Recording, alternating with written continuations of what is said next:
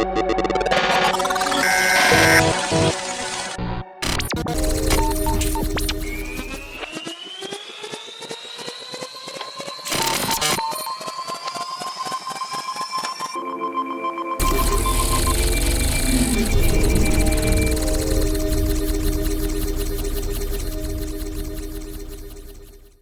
people of ADE 2020. My name's Danny Howard here in my basement studio in London. It gives me great pleasure to be here hosting this very special panel, The Evolution of Our Sounds by Timbaland, with special guests. I know these guys need no introduction, but let's say hello anyway. First up, the main man, Timbaland in Miami. What's up? What's up? What's up? How y'all doing? We've got Martin Garrix in Amsterdam. Yo. And I don't know how far away he is from me, but apparently David Guetta's in London. Yes, absolutely. Okay, looking forward to this chat, guys. But let's jump straight in. And I want to start with Tim and talk about the role you played for the sound of the noughties, the 2000s, all the records, all the tracks.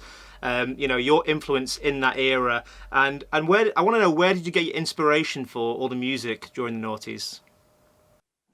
I think I got my inspiration just from everything, you know, just from everything that was around me. You know, I was always intrigued by all types of music. I never was one to be just centered on one thing. I just like all types of sound. And I think what kind of inspired my sound for that period of time was like a lot of like Prince, Rick James, Zapp, Queens, David Bowie, Donna Ross, like all like stuff that had funky grooves.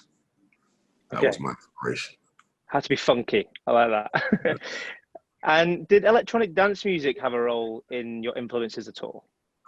I believe, I don't know if this is electronic, this group, but this was one of my favorite groups, and it was called Kraftwerk.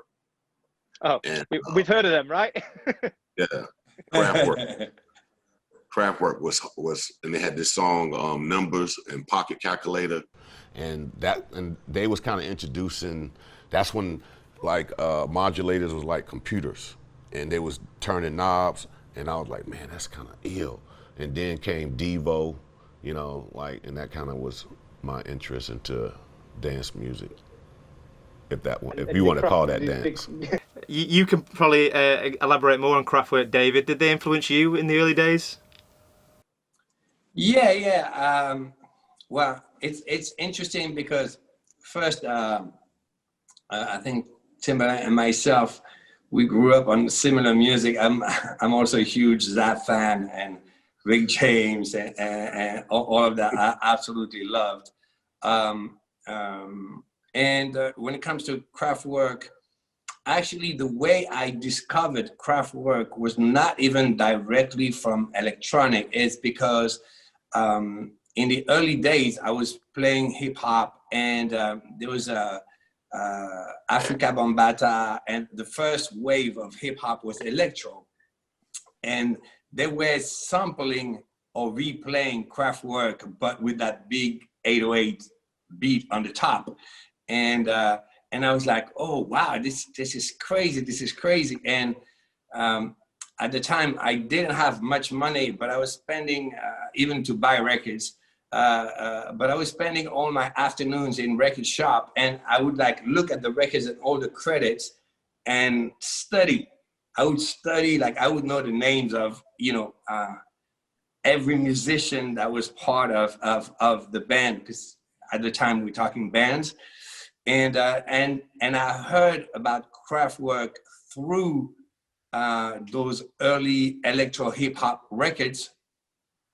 And then later, I discovered them, of course, and the crazy shows also, like, it was unbelievable. But I think, actually, it's funny because I think we have the same culture, because I'm in the electronic world, but tending to go towards soulful melodies and funkiness. And I think Timbo is in the real, funky world, but he was always going towards a little bit electronic in his sounds. Actually, I remember when you were using you were using almost a trance type of arpeggio, but just make it slower, when it went pa pa pa pa pa pa pa pa. This type of things were being used in trance, but it's just that you made it slower and funkier. I think the same. I think that what makes music interesting is fusion. And when I started, I was like, I just wanna. I was a little bit looking down on pop, and I was like, I just need some good drums and a bass line, and everything else is just slowing down the music, because I just wanted to make the people dance. And then later, I've learned kind of by accident, by working with Chris Willis, that was a gospel singer. I've learned about harmony and all of this, and I started to understand that, actually, it's not that easy to make pop music. It's actually the most challenging thing in the world. And I started to listen to different types of music. And when it comes to me, probably the moment where I really crossed over was the moment where I merged two styles, and I was using electronic dance music from Europe with urban melodies from America. And, I think every time, it's very hard to create a sound, but from zero, I don't really believe in that. But every time you manage to combine different styles together when they're not supposed to be combined, you actually create a new sound. And I think Timbaland did that before us, and probably better. Let's bring Martin in. You're the youngest here. I mean, I'm fascinated hearing these guys talk, as I'm sure you are. I grew up listening to these guys. Exactly. Like, it's we were talking about what they were listening to growing up. But no, how have these two influenced your sound and influenced you as a producer over the years? Well, for me, David, was one of the main guys who introduced me to electronic music, and Timbaland made beat making and production so cool. And I remember, whenever there would be a new song released, and I would analyze the sounds, I would hear Timbo beatboxing, and I was like, it was so much. It was a lot of thoughts in my head, like, oh my God, how did they do this? How did they do that? And I grew up listening to David and Timba, and it's crazy. I'm still very inspired. I got to work with both of them, which have been crazy sessions, very inspiring, and. We'll talk about that very soon. But Tim, David was just saying, he's making it sound very simple, very easy, and then obviously explained it was more complex than actually what you hear. But is it key to keep it simple when you're trying to make a pop hit, or can you make it as complicated as you want? I mean, what's the secret? The secret of making to me a pop hit, I think it changes every generation. I think what was once changes, and I think now today's pop hit versus yesterday's pop hit a little different. I think yesterday's pop hit was you could it was about, and I think it's kind of similar today. It was back then a lot of harmonies, like David's right. It was a lot of harmonies in pop hits, and it was the vocals, because if you think about NSYNC back then, the music could be a little dramatic, but it had to be, music always had to be simple, but it was more about the vocals, the tuning of the artistry, and all those big harmonies. Like, when you listen to old NSYNC stuff, you hear all those big harmonies. And back then, when I started when I got into the pop world, I always wanted to mix in what I loved about the 80s and what I loved about hip hop. So I think my first merge to that world was, I remember telling Nelly, yo, we gotta rap. And then the chorus gotta feel like it's Kraftwerk, Devo, some David Bowie type shit. You know what I'm saying? They gotta feel big. They gotta feel like, keep feeling fascination. They had to feel big. So I said, well, we gotta get the right beat first. So I was telling Danger, I said, man, we gonna change pop. And I said, we gonna change. I said, I done did urban. I said, I gotta change pop, because I said, I got the right artist. And so I told Nelly, we should do a rap song. And she was like, yeah, I always wanted to rap, because she loved, was it with trip hop back then? It was a thing called trip hop or whatever it was called. And she always wanted to rap. So I said, what we're gonna do is go back and forth. There's never been a conversation. I said, when I watch pop is, I remember back in the day, I was looking at some of the old Mickey Mouse stuff, and I was like, what made Mickey Mouse Club big on whatever, Disney Channel, whatever it was. And I was like, man, the conversation between girl and guy. So we put that in a song going back and forth, and then we come in big with the chorus, we out of here. And I said, we changed pop. And then after that, it did that. Then I told Justin when it came to Sexy Back, he was like, I'm bringing sexy back. I played the beat, and it was just two little things. Me and Danger did the beat. It was like, bam. The beat was already grooving by itself without that on it. So I was just on the keyboard, bam, bam, because I feel like less is more. Less is very much more. So it's just about finding that right groove. And I always trying to search for that. I always love Queen, Another One Bites the Dust, but I said, how can I make that today? And then I always like, how do you make those four to the floor without being so, how do you make it so where it's not so boring? You know what I'm saying? Because it's just, everybody can do a four to the floor beat. It just, but how do you make it sound interesting? So I had these 808s and these drums, and I was like, boop, and I had these cow, like these little tom, boop, boop, boop, boop, and it had this rhythm, and I was like, ooh. Then we start hitting the keyboard, and I, bam, little simple sound. I'm like, that's it. And then Justin was like, I'm bringing sexy back, like something like that, just talking it, and I said, yeah. And that was a song, right? So I said, you can't sing on it. You gotta talk it. You gotta talk to the girls. Talk in their ear. Let them know that you about to be the shit. And so people were like, I don't know, it's not singing. I said, man, we changing pop. We gonna give them all the elements, the chords, the feeling, because that's all it's about. It's about a feeling. It's, you know what I'm saying? All these structures back then, I told them, man, we're gonna get rid of the harmonies. We're gonna get back to the swag, because if you listen to David Bowie and Prince and all that shit had swag, everything did, and they were pop artists. So for me, I was just like, yo, I gotta change the structure of that. And I think that we did a great job of doing it. So when I look at a pop hit, I'm always trying to change the structure of what's there and make it the future. Right. I tried to rip off Sexy Back a million times, but I've never managed. It's a special thing. You gotta, the beat gotta drive you without nothing on it. And no, that was beauty. That's the most difficult.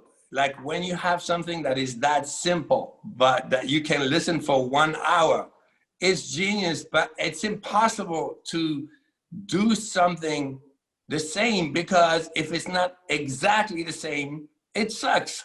So that's, I swear, I tried. I love this record so much. I was like, I gotta do something that vibe. I tried everything. It's impossible.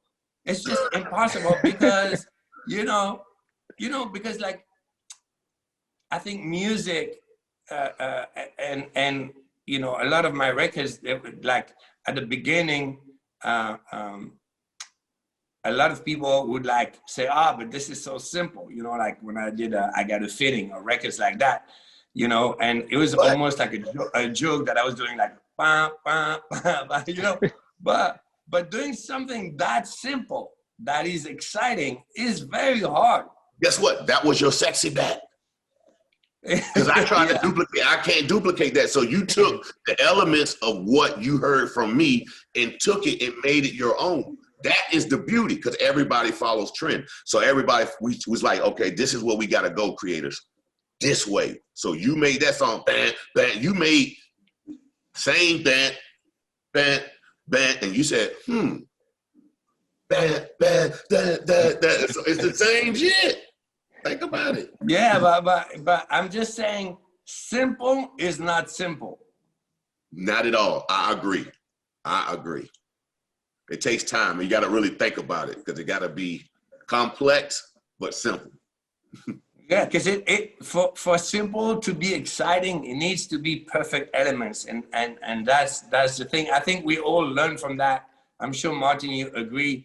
You know, like when you need to add too many layers, probably your original idea is not good enough. You know. Whenever I'm in the studio and I'm overthinking about like adding more elements, trying to build it, like it has to, like for me, it's whenever I work on a song, the foundation has to be good. Later I can tweak the sound, I can make it better, but I'm not gonna just add random heads, etc. because I feel like the most magic, or at least that's how I work, gets done in the first half hour, or like maybe the first 10 minutes. It's a momentum, and then later you can polish it, but no, I definitely agree. But I also feel like it's very hard to keep it simple because we're overthinkers. We're trained overthinkers. We're always in the studio like, how can we make this better? How we can do that better? So for me, I noticed also whenever I'm in the studio and I have an idea, I'm always thinking like, fuck. Oh, sorry for the swearing. I'm like, oh, how can I make this better? How can I change this? How can I make it more complicated? But sometimes that's the wrong angle, because Animals was, for me, my biggest club song, and that whole song is based around simplicity. And I had 5 different versions from the drop. I sent the demo as well to David in, I think, 2014. And, I mean, that story's so funny. But it's crazy. I ended up with the most simple drop melody. I skipped all the complicated. I had like one big sauce in it, and the was the first idea that I did. But I was like, nah, it's too simple. Push it to the side. And I tried all these other things, and I ended up coming back to the original. What instantly felt good and was the most simple, but the most, I don't know, it was playful. So simplicity is key. I think we've established that. And David and Tim have been trying to recreate each other's tracks for the last 10, 20 years. So I love that little bit of the conversation. Basically. Let's because talk about what? The formula, and it works. So I try to stay within that formula for a minute, because when you find a perfect chemistry of sounds, that's like the beauty, because it's like for us as creators, it's just ear candy when you find that perfect snare, that perfect kick, and that perfect and then you want to add more, but that's it. You did it. The job is done. You found the perfect marriage of everything. Is there any such thing as a perfect kick? I think for each song there is a perfect kick. For each individual song there's a different kick, or sometimes you can use the same kick but then different sub under it. I tell you, because I was not good enough, but like 10 years ago, I was using always one kick and one bass sound, because it's true. The most difficult thing is to find the good kick bass. And okay, I had this one that was working, and I would filter it a little different, EQ it a little different, but I was Exactly. the same, and I was safe, like the rest. Exactly. And that was my trick. And now that I'm trying to use more elements, I'm more confused. Exactly. If it ain't broke. Let's talk about studio gear. Tim, what studio gear were you using back in the day, in the early days, and how has that changed to now? Wow. So back in the day, we used tape machines. I don't know if Martin might know about tape machines. I came at the intel. We came at the intel of it though. But at least I got the experience, tapes, because I came in the era when it was tapes, and then it went over to Pro Tools. But it was people using both at the same time. But for me, I had to rent an ASR10, which is like a hardware keyboard, and I did all of my hits on that keyboard all the way up into about 2006, about 8 or 10, something like that.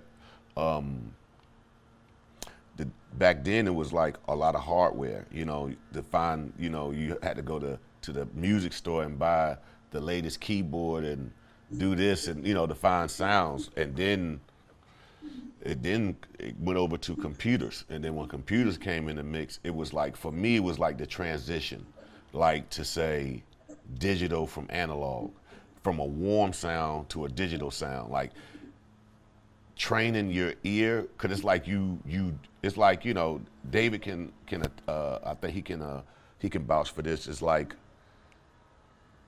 when stuff changes, you was part of the change all the way up to it change on you. You know what I'm saying? When it changes on you, your ears you just start to hear different because you're so used to mixing from this way to now it's gear where the frequency level has went up. And how I started noticing that was through the phones. And I'm like, damn, songs sound different. And I know I started listening to my old music from when analog was out. Yeah, it hit, but it's something about digital that makes it where you have this thing where you can put a limiter where you can boost it up and it just don't, if you know how to do it right, it won't clip. So I think the sound versus back then and versus today is, I would call it, back then it was called working harder. Today it's called working smarter, because, you know, I used to work with a lot of people and they used to complain about, say if Martin came in the room, he playing the keyboards on he playing a synth on the computer. To an old school guy or a guy who's a musician who used to hardware, he's looking at Martin, like, yo, that ain't music. And I'm like, and I have to look back at him and be like, he's playing a piano. If you close it's the same sound. What's the difference? It's no difference when you putting your hands on it and him drawing it on he clicking on with numbers. That's called evolution of music. And so for me, it was all about just training my ear to understand digital versus analog. So, and I knew I was a guy of change. So for me, it was like, it was cool to learn because I'm always trying to learn. I was ready for the evolve. And when I saw Martin and I watched, I don't know if you ever seen Martin work in the studio, like that guy's a genius. When it comes to him placing that shit, sorry for cursing, placing that on the Fruity Loops, I'm like, yo, he's moving like how me and David probably would move if we was on our analog MP3s and he'd be moving that thing. I'm like. But remember, because I think at the end of the day, it comes to melodies, and every time I saw Martin in the studio, he would come with amazing melodies that he would sing before drawing the notes. So, you know, if you're gonna draw the notes, play the notes with a guitar, with a synth, with a piano, or draw them on a computer, what matters is the melody that you have in your head. And like Martin is a little melody genius, and so it doesn't really matter, I think, how you write it, you know, and Exactly. it's what you're saying. It's you're making music, and the rest is just a tool. Even though I think that if we look at history, every time there was a technical evolution, was the time that there was a new music style. I think music trends are actually, because the chords, the melodies, I mean, there's not that many chord progression that we can make, but you know, the sounds and the techniques, this is what changes everything. And you know, if one day they wouldn't create the electric guitar, probably there would be no rock and roll. You know, and probably if they wouldn't create a sampler, maybe hip hop would never be what it became. And if there was no computers, probably EDM would not have been what it is. I really think you know, some gear changed completely music because there was an innovation that inspired musician to do certain melodies because they heard that new sound. It also inspired, I think. For me, it's the same thing as you like. For example, you discover a new instrument or a new synthesizer or a new plugin. I get so I think what you just said, I fully agree with it, because whenever I hear a new sound or something that I haven't heard before, I get inspired. If I hear a piano sound, like I've heard so many times a piano, and I would start a lot of songs on the piano or on the guitar, but whenever I hear like a weird, unique, new, fresh sound, it gets me excited and like, wow, what is this? And I feel like in that excitement, you rediscover yourself in a way, or you challenge yourself to try something new, to try something different. And I think that's when you make music that will go further than what you've done before. Martin, did you learn how to play piano and guitar after you learned how to produce on a DAW? No, I started playing the flamenco, Spanish guitar, when I was like 5 or 6, and I actually write a lot on the guitar, but for me, I started piano lessons, I think half a year ago, but for me, whenever I write on the guitar, it's not that I have a MIDI keyboard and it's MIDI in the computer. So whenever I had a chord progression on the guitar or in my head, I would draw it. Like I see it as it's almost like it's in the piano roll. It's almost like a painting or like a. So for me, that was the way how I started producing. It started with me listening to these guys being like, "What the? How did they do that?" That's wow. And it inspired me to try to do that type of style as well. Like and also David's stuff. I remember hearing "Love Is Gone," and I was analyzing the simplicity but complex at the same time. That drop is so simple. It's like sex. Actually, it's like sexy back simple, like bum bum bum. Yeah, but that's I think it goes like this for the entire record. Yeah, but that for me, like for me, what was really fun, and also I learned a lot from it. I was not even making songs the same style. I was literally remaking those songs to try to figure out how certain sounds were made. I would remake Daft Funk from Daft Punk without using samples, but only using synths, like program the kick drum, but I think because of that, I learned so much. And back to the guitar, I would write on the guitar, but then I would end up drawing the melodies because I cannot put MIDI from a guitar in the computer. So what is your studio setup as it is, Martin? I can show you. Okay. Great views. So this is the studio. I hope it looks like a... Nice. So I have a MIDI keyboard for use, and then I have one computer where I do my main stuff on. Like this is the production computer, and this one is the Pro Tools computer because I work in FL Studio, and then I do the vocal and recording from guitars, etc. I use Pro Tools because I love. I love how quick and how you can comp and make stuff sound good quick. So nice. But in the end, I started on just a computer. Now I think the rest, all the extras is luxury, but right now, I think you can get so much from just your computer. The only thing that I really like is some hardware, because some analog synths, like for example a Moog, like the low end, you cannot recreate, or it's very hard to recreate with a plugin. So.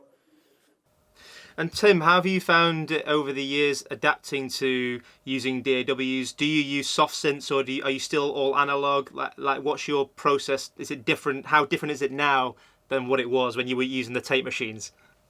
Now it's like it's kind of caught up to where I always wanted music to be, very simplistic. just like how music is. So I think less is more. So for me now, I just use the, like Martin said, the computer. Computer has everything. Like you don't need all that extra stuff. I'm in my studio now, and I think I just told my guy who put all my programs in my computer, and I'm glad they came out with the new Mac where you don't need no hard drive, because I feel like you shouldn't have to need no wires, period. You know what I'm saying? That's what I'm waiting for, because I feel like that's the future.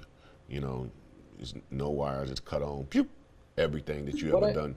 What I loved working with you, and what was also really inspiring to me, was how you did a lot of the percussion based on beatboxing. And for me, I'm used to working on like a grid. Like I'll do the groove, but I don't do it by feel. I just adjust the groove setting, and then it in the FL Studio sampler, it automatically changes the groove. But like when we were in the studio in Miami, you were adding constant layers of beatbox, and then later you made a choice like, oh, am I going to replace the beatbox sound with a sample or with a real head, or am I going to keep it like that? And for me, that was super eye-opening, because it was so much more focused on feeling, on how do you say it, like on human groove, not computer. And that to me was very, it was. I was shocked too by that.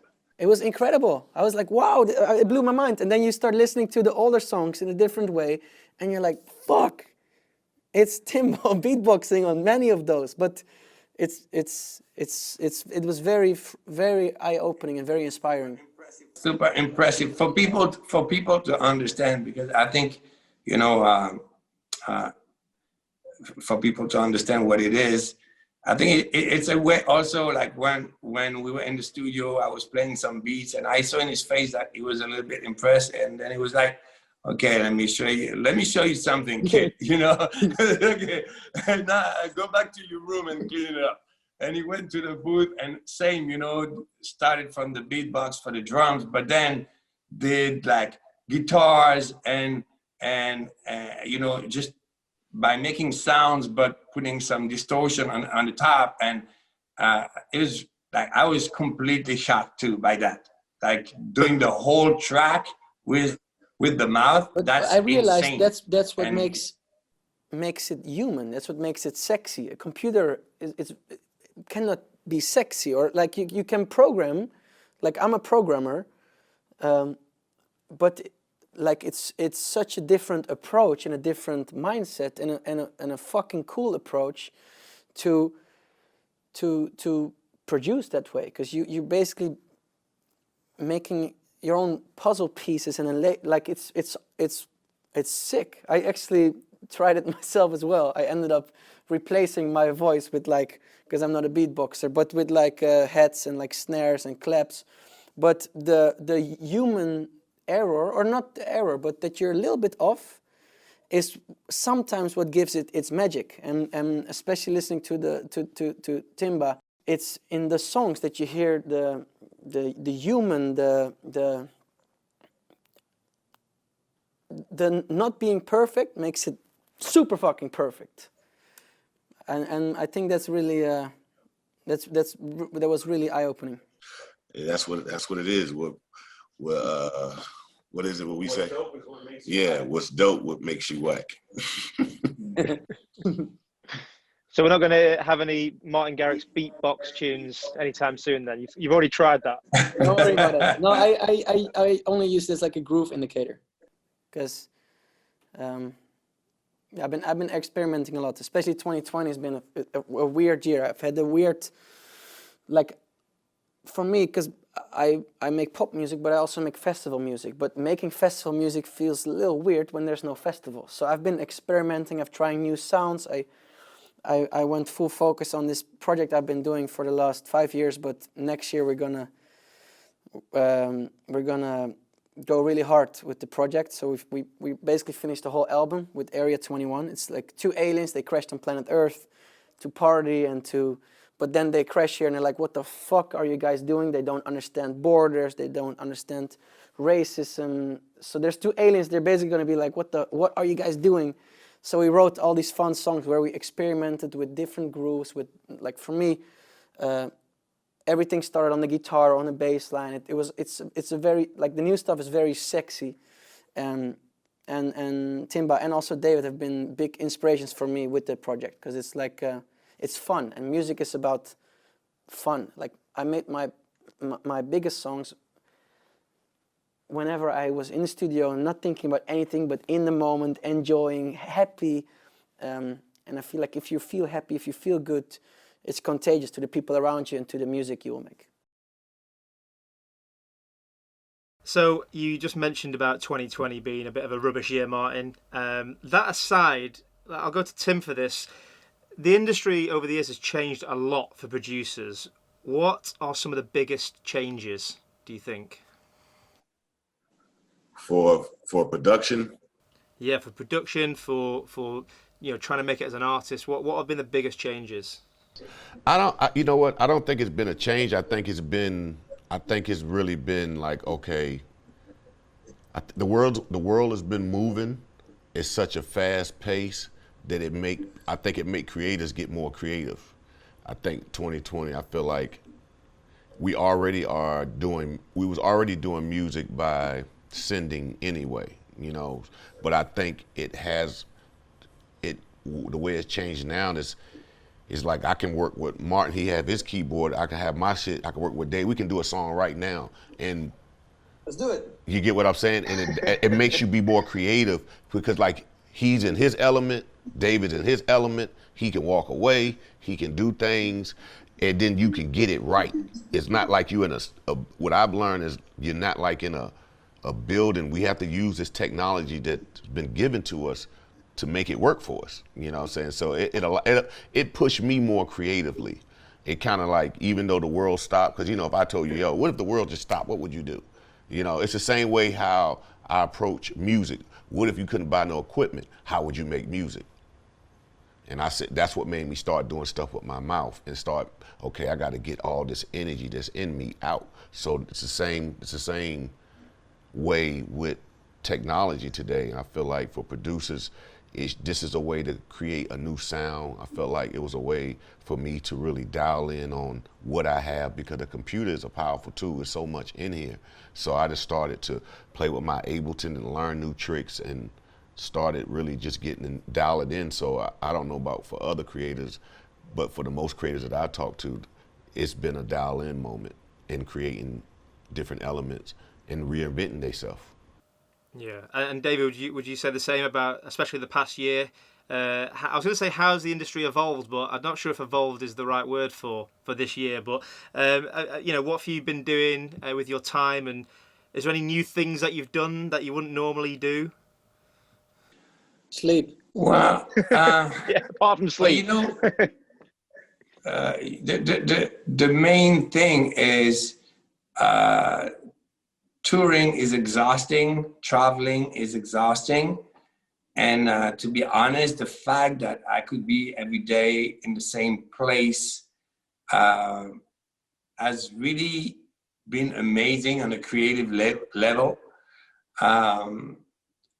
Also, like I had questions because I started this sound called Future Rave, and I was very excited about it. And it's festival music, and Martin was saying, yeah, okay, but there's no festivals. What are we doing then? And I still decided to put an EP out for the fans, even though I know it cannot be pushed by the DJs because DJs are not playing, but I still did it out of passion and yeah, for the fans. And I'm super happy about this, but I've been feeling super, super creative just because of focusing on music, because we are with success, and I'm sure Martin can relate to that too. We touring so much that the lifestyles sucks all the energy out of us, and sometimes you go to studio because it's on your schedule, you know, and between two shows, you have 2 days of studio, but you actually super tired. And also just the fact that you say, oh, I have 2 days, you know, I have to make a hit record. But if you every day making music for fun at home, then this is when It's a real different interesting approach. thing comes, Yeah. you know, because it's how we all started. We making music for fun, you know, and now I really feel like, you know, I'm making music for fun. It's not that, okay, I'm gonna have a hit record and thanks to that, I'm gonna do 200 shows for this crazy money. It's gonna make me rich. If I make a hit or if I don't make a hit, it's not gonna change anything money-wise. So, you know, I'm still gonna make music because that's what I'm passionate about, but I do it with maybe more freedom because I don't have this pressure of having to deliver, of having to respect, you know, like just the fact that my hours or days in the studio are normally limited because I have the interviews, I have the promotion, I have the shows, I have the business meeting, you know, the traveling, all of this, you end up with not so much time to do what you're supposed to do.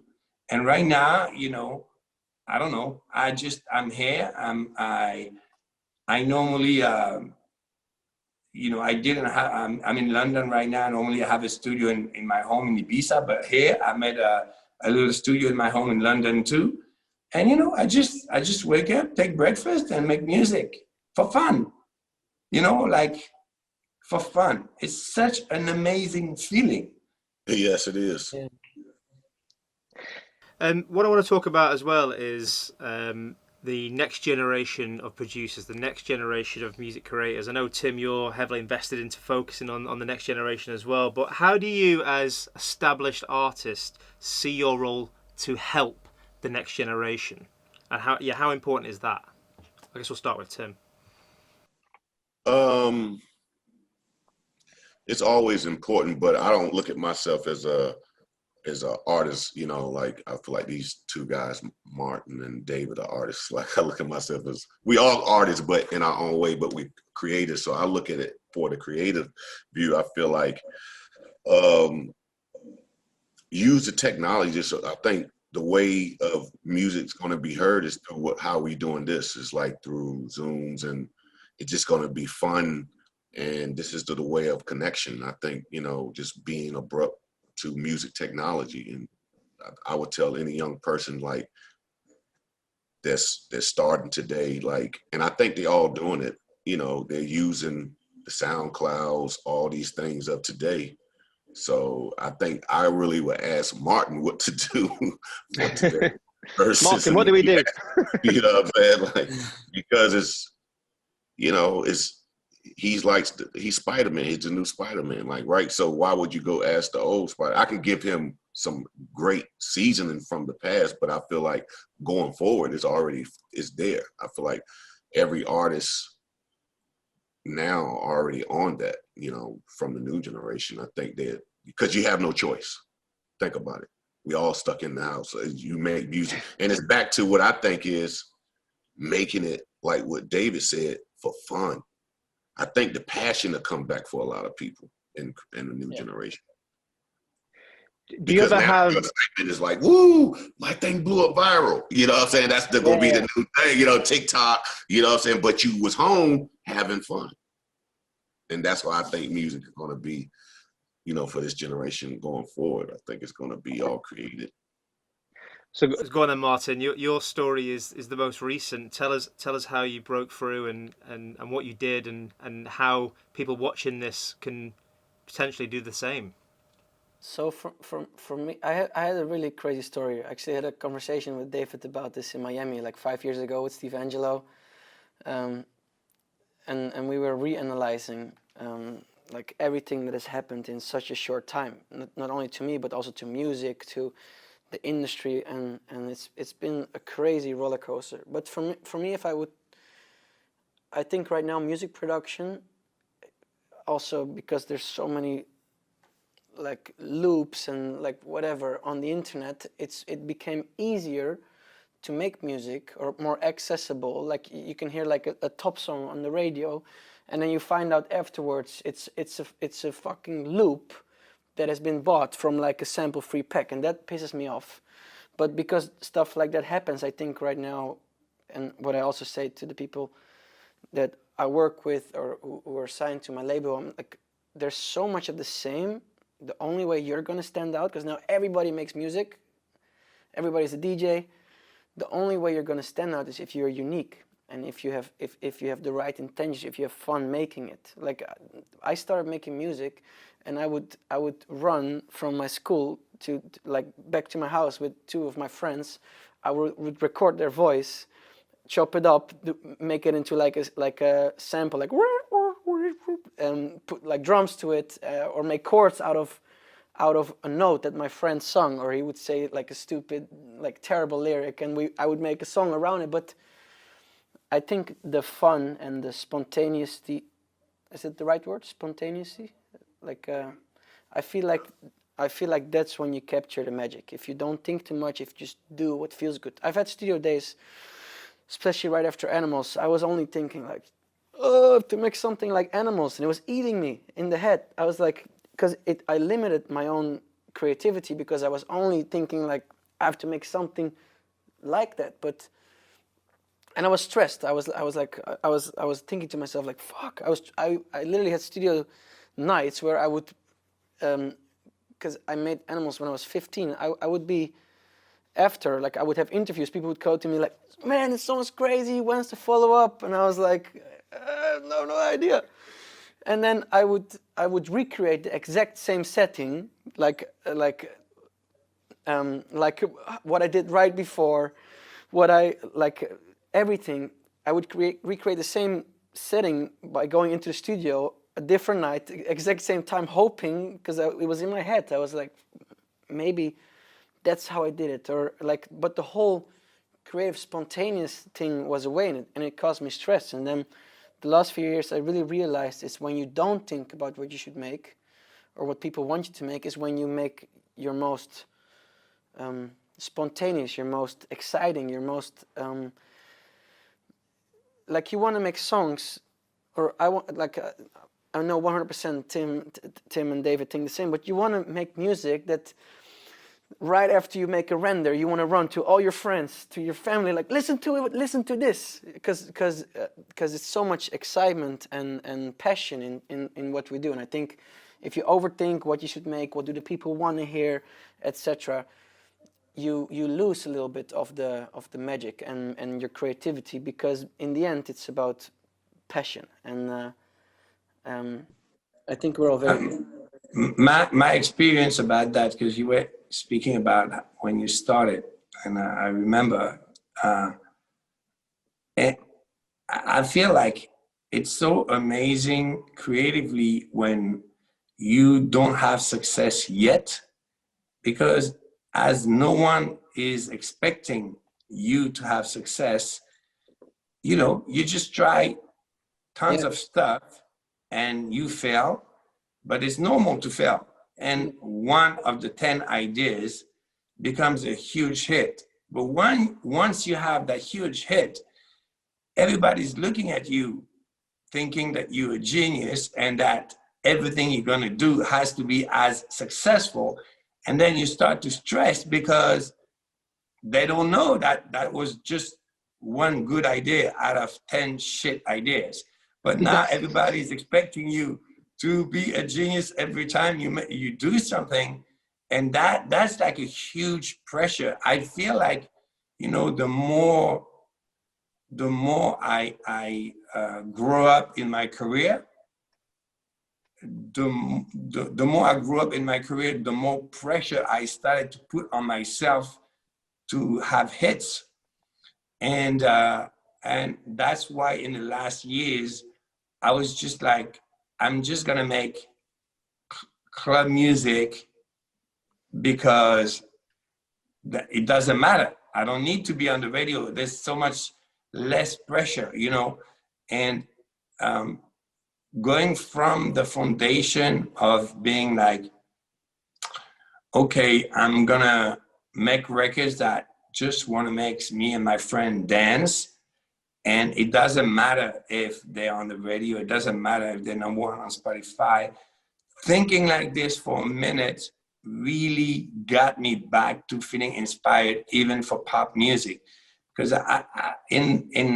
let's say like 3-4 years ago, I started to stress so much like what you were describing, you know, of, you know, all these expectations that the label has, that everybody, the industry has, and that you also put on yourself of you know, being able to deliver a hit every time. And that's not fun.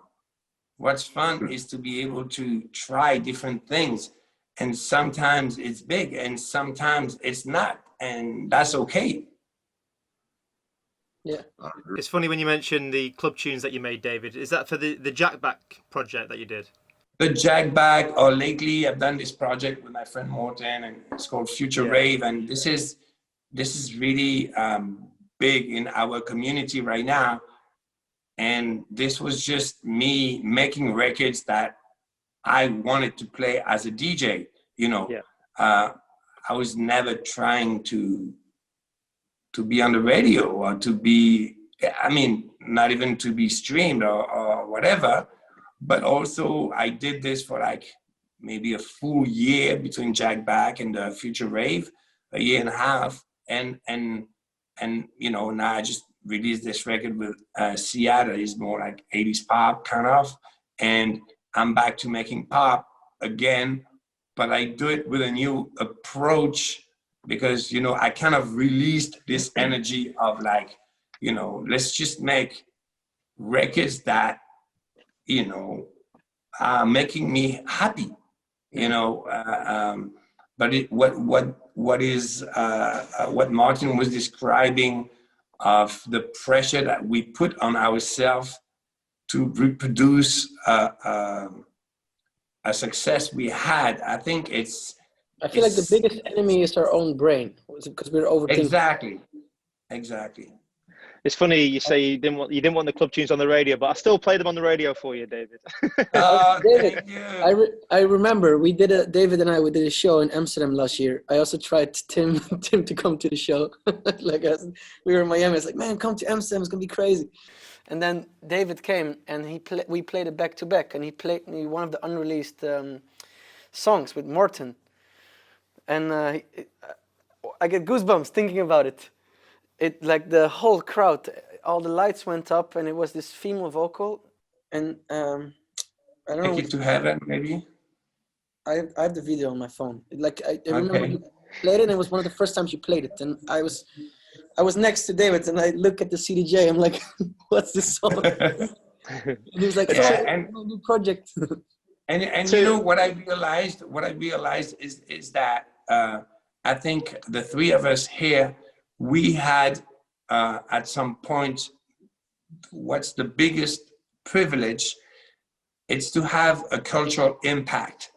And I realized that this is what makes me the happiest. And it doesn't matter if it's a cultural impact because you have like a #1 hit on the radio, or if it's a cultural impact because you have a new sound in maybe for us, you know, electronic music, or maybe some credible street hip hop that everybody's excited about. But, you know, standing for something that matters and having an impact on music is what makes me the happiest. You know, probably happier than to have a #3 that is, you know, redoing something that has been done by myself or somebody else. Tim, have you ever felt the pressure with all these successful albums and records you put out? Have you ever felt the pressure in the studio like these guys are talking about, and how do you deal with that to follow up? I think I mean, that's always a pressure, but I believe the pressure is really the other side of you really pressuring yourself. Like what Martin says, your brain. I think that's the biggest enemy. For me, I mean, it was times in my early career, but then I was like, I kind of like just learned to like block that out, you know what I'm saying, and get into my happy space so I can create and make the best music that I can make, you know, and you got to find the best voice. I feel like some songs that we put out, what I've learned is I had expectations and then I expect it to do some certain things and it don't, but it actually really does, because some songs are meant, it's all about timing to me. And it's like some songs can be birthed later on. You know, you get put it out, you be like, wow, that song's a hit. I put that out 2 years ago. And that happened to me a lot. So I've been through the ringer. So I have to learn to Musa, to get out of my own brain. And just, once I'm not having fun doing it, then it's like, okay, I know no hit's gonna come out of this. You know what I'm saying? I gotta be like, I think we all can agree, we gotta just be making music just to be making music, not looking for nothing. Because once you do that, it's gonna be free. You're not even going, it might be the wackest one out of that bunch that you don't like, but you still have fun doing it. But that one that blow up. But at least you know, you made music that you had fun. It wasn't about, oh, you might like David could have did a track. They'd be like, and I walk in there, I'm like, give me that track. And he'd be like, what? But he had fun doing it. But I know I can know where to place it. I'm like, yo, we can get, if we put Adele on that. He probably wasn't even thinking like that. You get what I'm saying? That be the beauty of watching other creators come in and see the love that you put into something. You know what I'm saying? And if that dies, you know what I'm saying? Like, I just think that everything dies, you know, like I done been through it all. Like I done went through in my early careers where, you know, all of us producers had to live up and say, oh man, because people put all this expectation on you. And I just went through every ringer.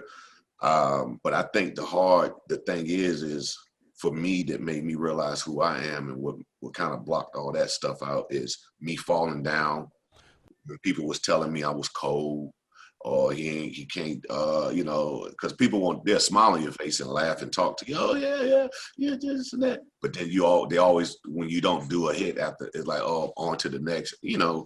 And when I heard, you know, a couple of those comments, and to me, those comments are needed, because you need to never relax, but always have fun.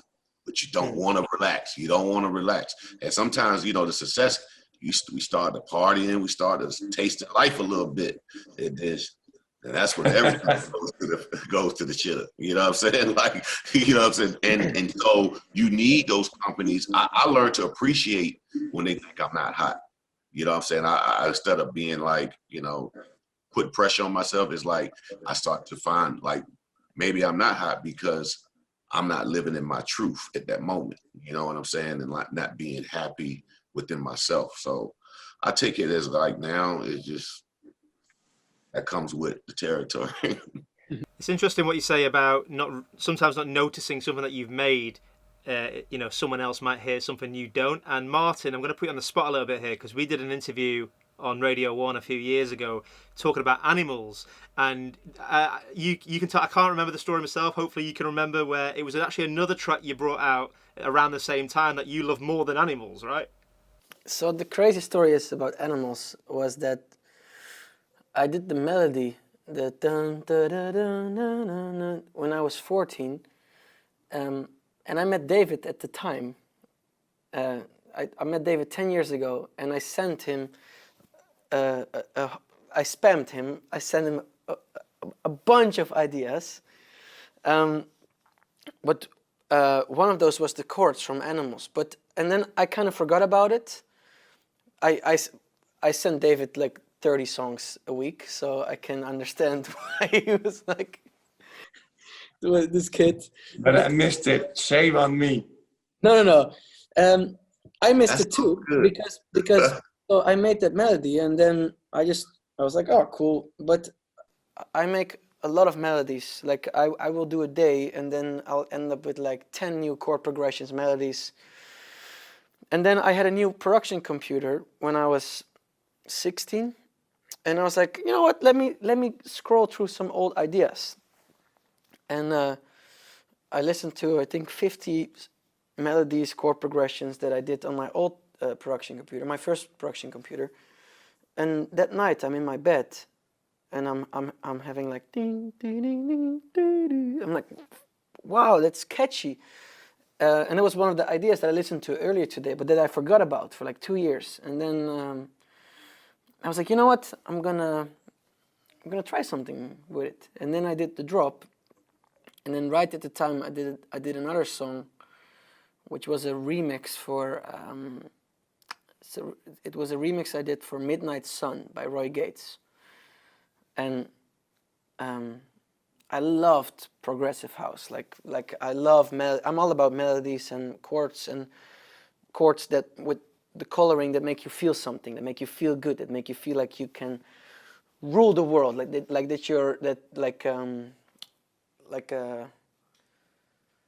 I'm all about emotion. And I did this one song, this one remix, and I was like, this is gonna be huge when I release it. And then right at the same time I did Animals. And I was like, oh, cool, another club song, like a DJ song, because I was making songs for the clubs. Like whenever David would play a song of mine, I would look up videos on YouTube, being like, oh my God, like get excited, go back in the studio, work more, work harder.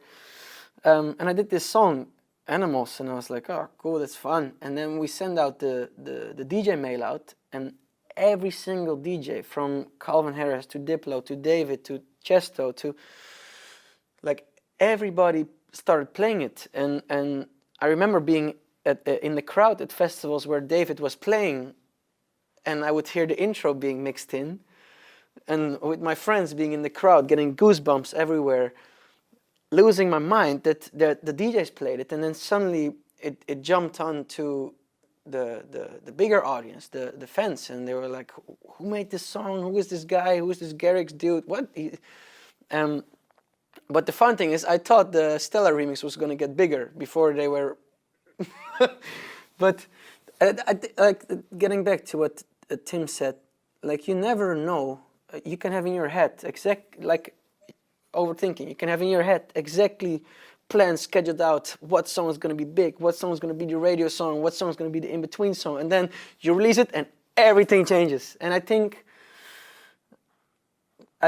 we all learned from that you can control how the song sounds, but you cannot control how the audience will perceive it, because it's about timing. It's about it's so many different elements and things that have to fall in the right line for it to make sense. But for me, it was the start of this crazy roller coaster that has only just now stopped because of Corona. I just love that you were in the crowd when David was playing your music, and now you're like best friends. It's crazy. we talk. It's amazing. We have got 10 minutes left. Just quickly before we go back to Tim, Martin, let's talk about your label, STMPD Records, right? That's how you say it. Stamped. Sorry. Stamped Records.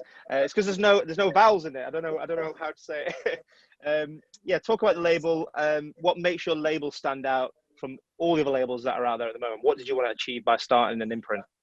For me, I listen to the radio, and I get frustrated sometimes with some songs that are being played, or with like the level that music is at right now. And there's so many producers that inspire me, that I'm a huge fan of myself, that in my eyes don't get the attention that I think they deserve.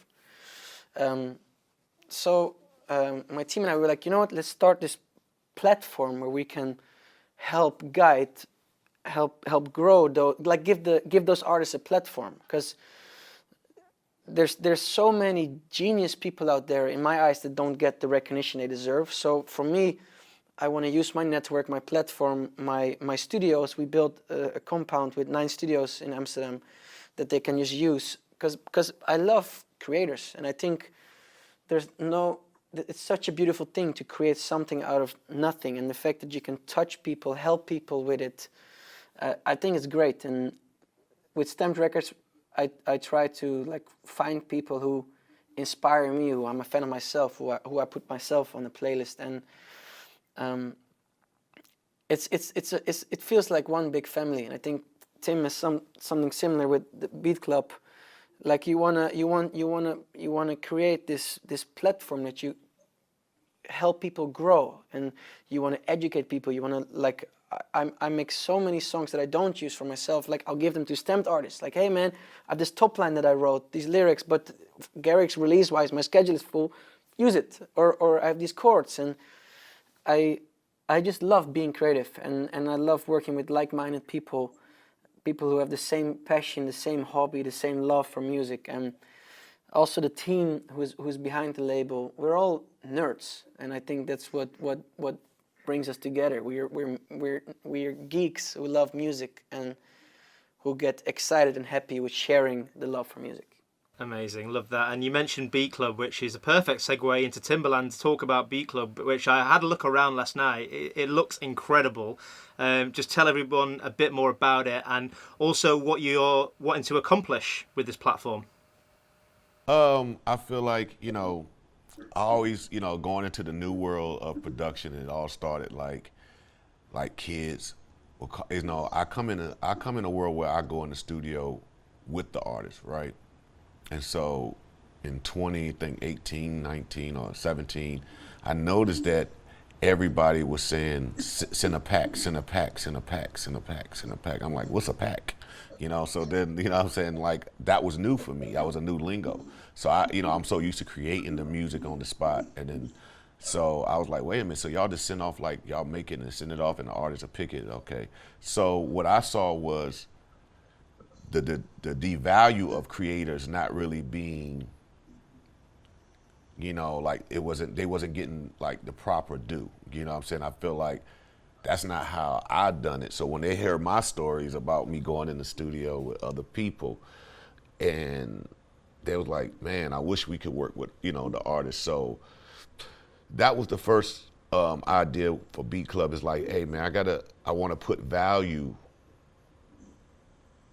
on these producers. And it all started from that. I'm like, I feel like I come from an era where before you walked in the studio, you got paid a front end. Now we come to an era where you just send it out, which is great because we love to create. But I feel like I was telling, I said, well, let's try to create something that's fun and create a platform where as you create, because creators will be synced in so much and not knowing that our light bills got to be paid, or not knowing this bill got to be paid because we love music. So, but at the same time, I want to educate them on business that I wasn't educated on.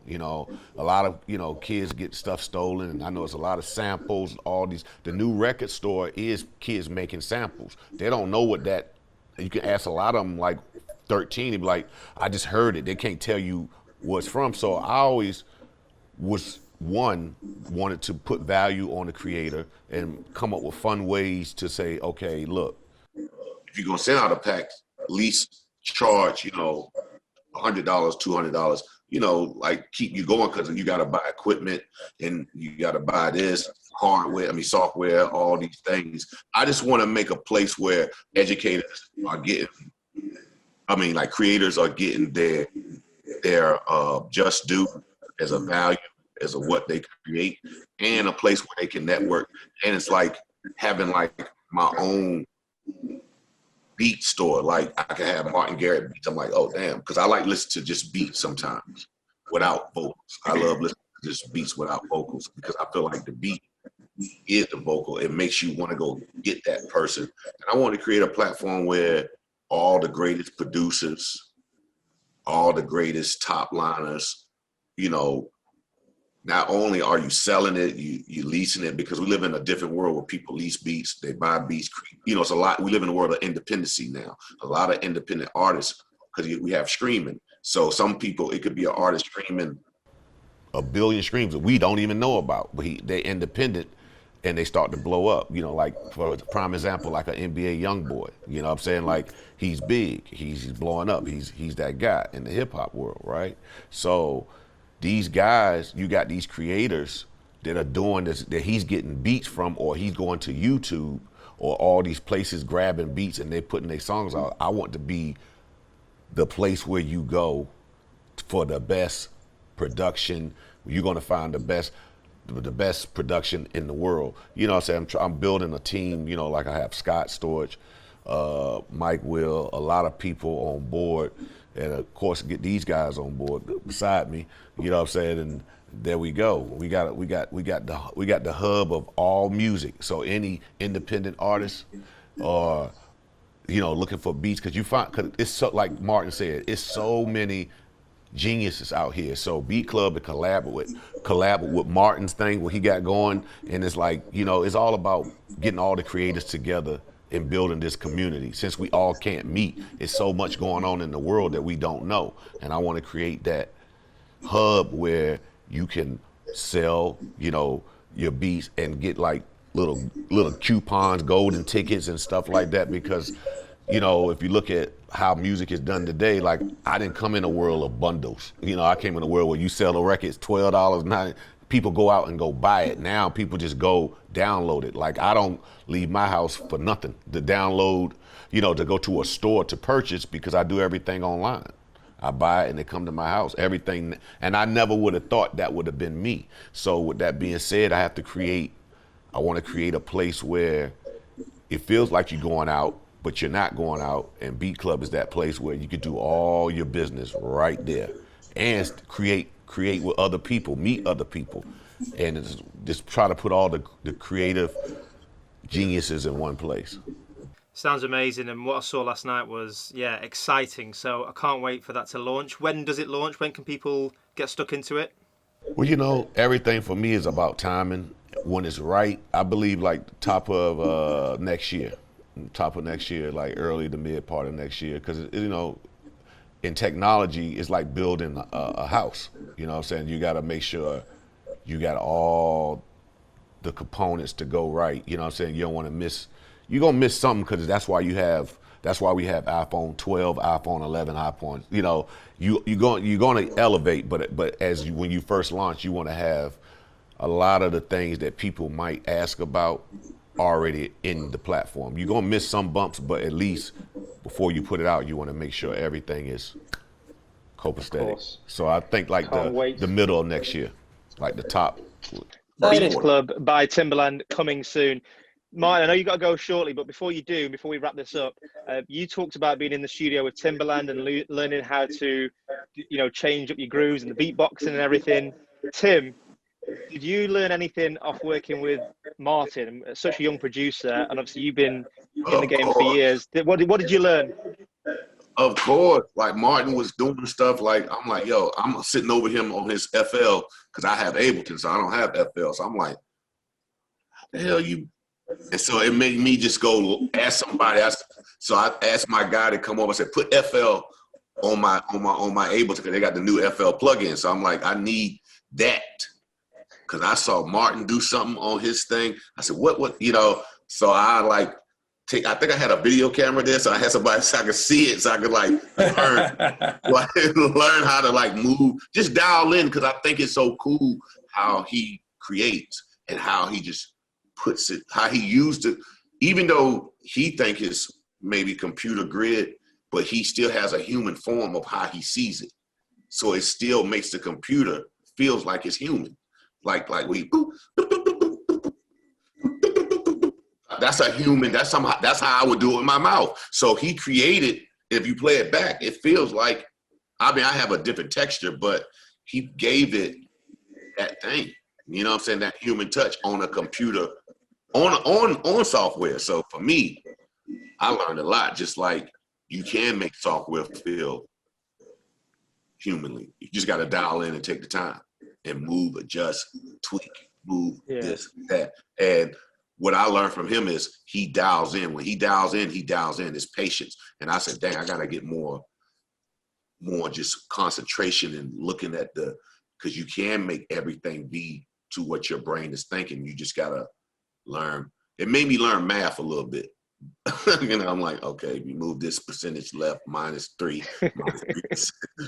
delay time to the 0. You know what I'm saying? I'm like, oh, okay, this is pretty cool.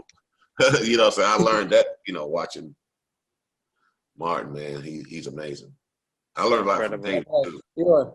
Like David kicks, when I hear his kicks, I'm like, damn, how he get his kicks? His kicks sound lower. You know what I'm saying? Same kick for the last 20 years, remember? Yeah, but I feel like he tweaked it different every time. Like, you know, because when you use the same palette, you want to say, let me add a little salt, or let me take it off. And, you know, I can hear it each time, each song, each hit David made. I'm like, damn, why that kick sound harder than the last kick? You know what I'm saying? Like, I just, and, you know, for that, I just like, okay, he just gave me, he let me know that you can, because I always get in my head where I got to change up my kick, so I got to change up this. But when I listen to his music, I'm like, no, I'm going to keep the same kick. It works. Let me know it works. Amazing. This has been incredible, so inspiring and so entertaining, and I'm sure we could continue talking for hours. Maybe we'll do a part 2 another time. I would love that. We gotta go. Tim, David, Martin, thank you so much. It's been a pleasure. Thank y'all. Thank See you guys. so much. It was great seeing Okay, y'all. panel picture, group picture. We got it. Cheers, guys. Guys, All stay right. safe. Can't wait to see you guys in real life again. Yeah, man. Cheers. Same. It was beautiful. Thank you so much, guys.